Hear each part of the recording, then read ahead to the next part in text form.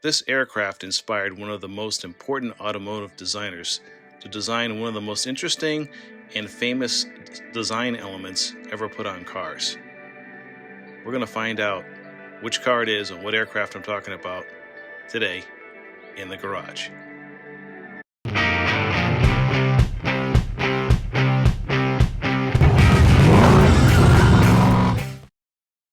In the 1940s, GM styling chief Harley Earl was invited by the US government to take a look at a new secret plane that was being developed. That plane ended up being the Lockheed P-38 Lightning. Harley Earl loved the design so much, he wanted to somehow work that twin boom tail fin design into a car. That car ended up being the 1948 Cadillac.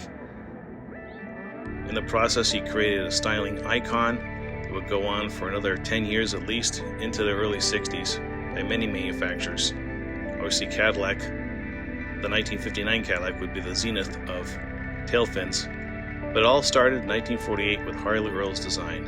And I think on the seed net, like the Series 61 Cadillac we're looking at here, it just works beautifully.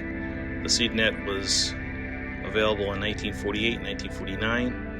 The 1948 model here has a 348 flathead in it. The 1949 cars had overhead valve V8, 331 cubic inch engine. They're much adored by enthusiasts worldwide, and it's just an absolutely beautiful design.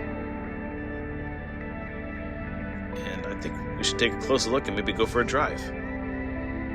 I'm going to talk while we drive a little bit here. These cars, I just love these cars. 48 is a real significant year. First year of the tail fins. And they say Harley Earl was influenced by the design of, I think, the P-38 bomber that he saw. The twin booms on the tail of the airplane inspired him to do this design. This is also the last year of the 348 flathead engine. The 49 car looks largely the same as this, with had the first overhead valve V8, 331 V8, which would become pretty legendary. This car too has a 1 year only dash design. Has this cathedral speedometer set up on it. It's amazing. The gauge cluster is just fantastic.